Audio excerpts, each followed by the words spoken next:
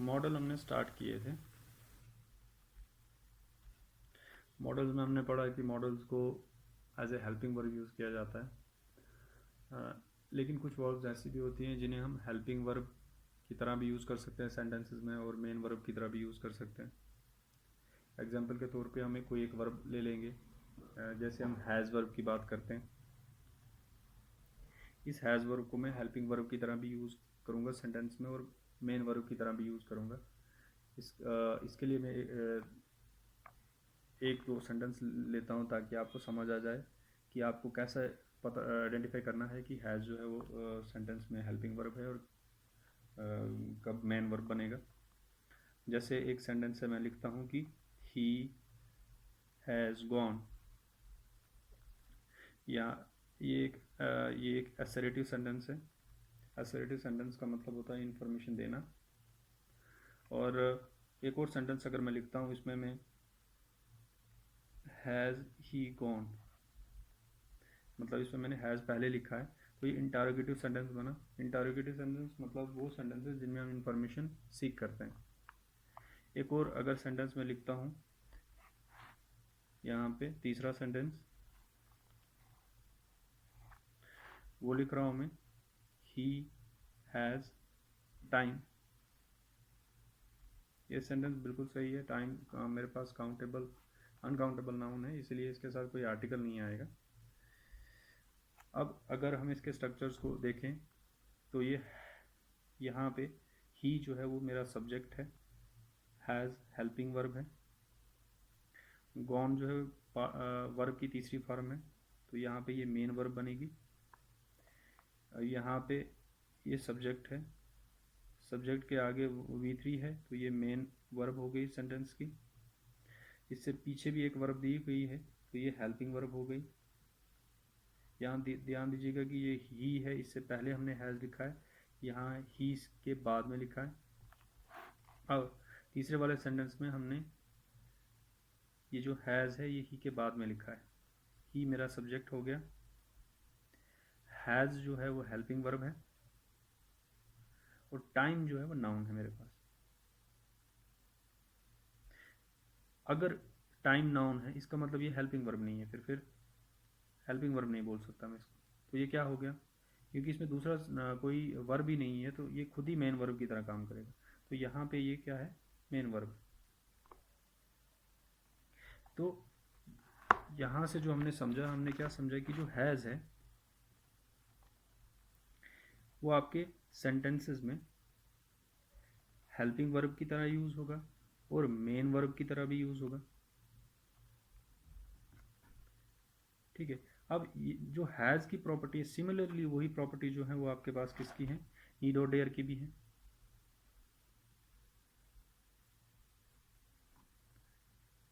इसका मतलब ये हो गया कि नीड और डेयर भी हमारे पास क्या है, वो हेल्पिंग वर्ब की तरह भी यूज़ हो सकते हैं और मेन वर्ब की तरह भी यूज़ हो सकते हैं। तो अगर ये नीड और डेयर मेन वर्ब की तरह भी यूज़ हो सकते हैं, हमने तो कल पढ़ा था कि जो मॉडल्स होते हैं वो हमेशा हेल्पिंग वर्ब की तरह यूज़ होते हैं, लेकिन यहाँ पे उल्टा हमें दिख रहा है। इसीलिए हम इन नीड और डेयर्स को क्या बोलते हैं, ये हमारे पास कंप्लीट मॉडल नहीं है, हाफ मॉडल है, जिसे हम सेमी मॉडल नाम दे देते हैं।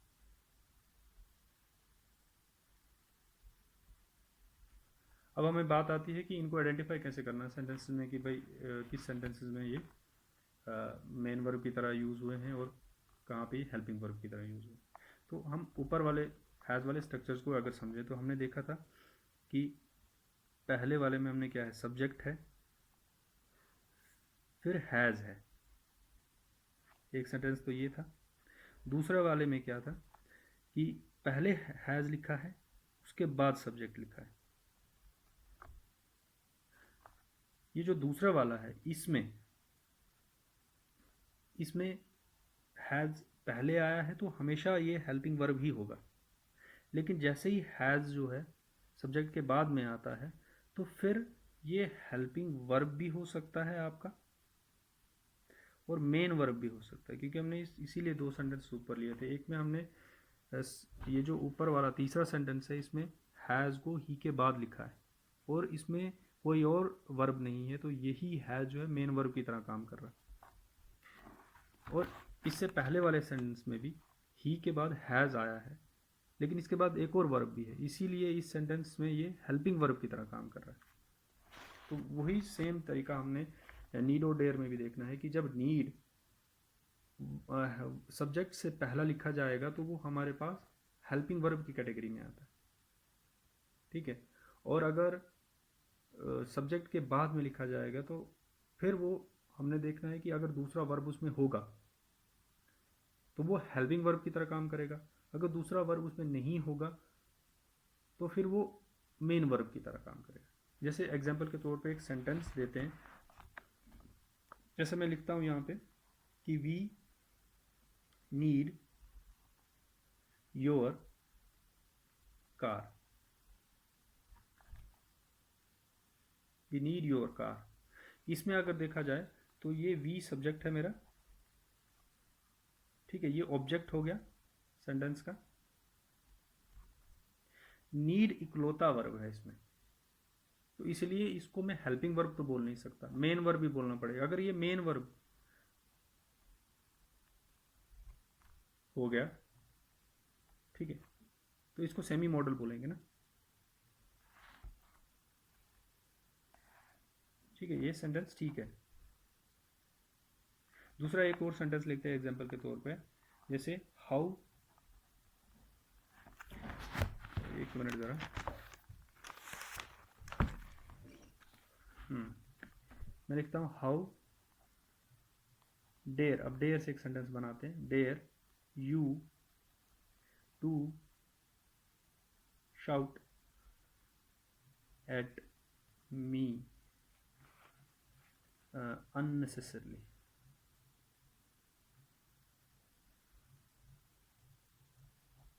unnecessarily, ये क्या है। अब इस क्वेश्चन में देखिए कि डेयर कब लिखा है, डेयर ये मेरा सब्जेक्ट है, ठीक है, सब्जेक्ट से पहला लिखा गया है, तो ये यहाँ पे हम हेल्पिंग वर्ब की तरह यूज हुआ है। किस तरह से यूज हुआ है, हेल्पिंग वर्ब की तरह। अगर ये हेल्पिंग वर्ब है तो ये मॉडल होगा। फिर अगर ये मॉडल है तो इसके, हमने कल ही पढ़ा था कि मॉडल्स के साथ जो है वर्ब की V1 फॉर्म यूज होती है, बेस फॉर्म यूज होती है। तो इसका मतलब यहाँ पे जो ये वर्ब लिखी हुई है ये गलत है, ये इन्फिनेटिव है मेरे पास, ठीक है। मैं इसको ठीक करूँगा तो मैं इसको कैसे लिखूँगा, how dare you shout at me unnecessarily, ठीक है। दूसरा एक सेंटेंस लेता हूँ, जैसे मैं why do we need buy this book, why do we need buy this book. ये सेंटेंस में अगर देखा जाए तो ये नीड यहाँ पे है, ये क्या है, सब्जेक्ट है और सब्जेक्ट के बाद में लिखा गया है, सब्जेक्ट के बाद में लिखा गया है। इससे पहले भी एक वर्ब लिखी है, अगर इससे पहले वर्ब है तो ये वर्ब तो हेल्पिंग वर्ब होगी। अगर ये हेल्पिंग वर्ब है तो फिर ये हेल्पिंग वर्ब नहीं हो सकती, अगर ये हेल्पिंग वर्ब नहीं हो सकती तो ये मेन वर्ब होगी, ठीक है। अगर ये मेन वर्ब है तो ये बाई भी तो वर्ब होती है।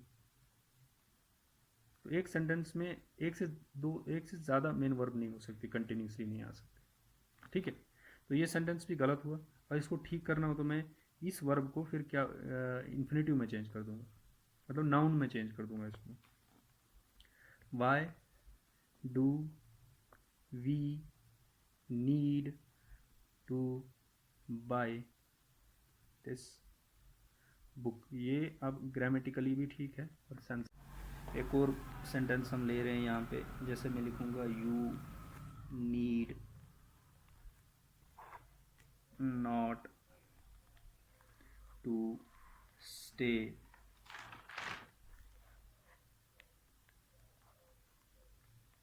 इन shambles, you need not to stay in shambles। तो ये सेंटेंस जो है हमारे पास गलत है, ठीक है, क्योंकि यहाँ पे नीड जो है वो हमारा हेल्पिंग वर्ब की तरह काम कर रहा है।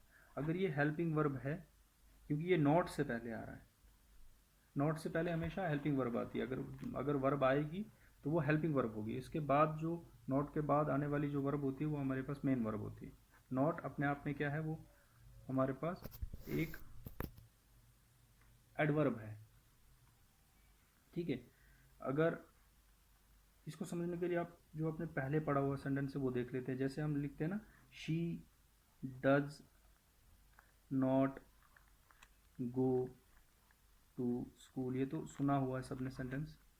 तो यहाँ पे डज जो है वो क्या है, हेल्पिंग वर्ब की तरह है, हेल्पिंग वर्ब की तरह काम कर रहा है। और देखा जाए तो ये नॉट से पहले लिखा है, स्ट्रक्चर में नॉट से पहले आया है, और जो मेन वर्ब है वो नॉट के बाद आती है। तो इसका मतलब जो नेगेटिव सेंटेंस है उसमें हमेशा जो मेन वर्ब होगी वो नॉट के बाद आती है, हेल्पिंग वर्ब पहले आएगी। तो ऊपर वाले सेंटेंस में यही है कि नॉट से पहले नीड लिखा हुआ है, तो नीड जो है यहाँ पे मेन वर्ब की तरह काम नहीं करेगा, वो हेल्पिंग वर्ब की तरह काम करेगा। अगर हेल्पिंग वर्ब की तरह काम करेगा तो ये मॉडल होगा। अगर ये मॉडल है तो फिर यहाँ पे मुझे वर्ब की बेस फॉर्म चाहिए, और ये बेस फॉर्म नहीं है, इसलिए मुझे इसको रिप्लेस करना पड़ेगा किसके साथ, स्टे के साथ। ठीक है, तो अब ये सेंटेंस बनेगा, you need not stay in shambles. एक और एग्जांपल अगर मैं करूं, वो आ गया, जैसे मैं लिखता हूं, he dare to call me a fool. ठीक है, इसमें अगर हम देखें तो ये सेंटेंस नेगेटिव नहीं है। ठीक है, नेगेटिव नहीं है सेंटेंस ये। और इस डेयर के अलावा यहाँ पे और कोई वर्ब मुझे दिख नहीं रही है, ये इन्फिनेटिव है। ठीक है, तो यहाँ पे ये जो डेयर है ये हेल्पिंग वर्ब है या मेन वर्ब है, तो ये मेन वर्ब होगा। अगर ये मेन वर्ब है तो मेन वर्ब जो होती है वो सब्जेक्ट के अकॉर्डिंग चेंज होती है। तो इसका मतलब ये सेंटेंस भी मेरे पास गलत है। उसको लिखने कैसे लिखूंगा, मैं इसको लिखूंगा, ही डेयर्स टू कॉल मी अ फूल, ये सेंटेंस करेक्ट बनेगा। ठीक है, तो यहाँ पे जो हमने अभी तक देखा, तो हम इस नतीजे पे पहुंचे कि जो नीड है और डेयर है, ठीक है, वो नेगेटिव और इंटरोगेटिव सेंटेंसेस में कौन कौन से, एक तो नेगेटिव सेंटेंसेस और दूसरे इंटरोगेटिव सेंटेंसेस में मॉडल की तरह यूज होंगे। किस तरह, मॉडल्स की तरह। लेकिन अफर्मेटिव सेंटेंसेस में ये हमारे पास जो है वो मेन वर्ब की तरह काम करेंगे। ठीक है, तो यहाँ पे हमारा ये कंक्लूड होता है। मतलब ये सिमिलरली जैसे हमारे पास डू डिड यूज़ होता है ना, वो भी अगर डू अगर मेरे पास अफर्मेटिव सेंटेंसेस में आएगा तो वो हमारे पास हेल्पिंग वर्ब की तरह काम नहीं है, उसको मेन वर्ब की तरह भी यूज़ कर सकते हैं। लेकिन नेगेटिव और इंटरोगेटिव सेंटेंसेस में डू डिड और डज जो है वो हमेशा हमारे पास हेल्पिंग वर्ब की तरह यूज़ होता है। इसीलिए मैं जब मैंने स्टार्ट किया था तो मैंने एक टू की एग्जांपल भी यहाँ पे ऊपर दी हुई है, जिससे आपको ये क्लियर हो जाए। ओके।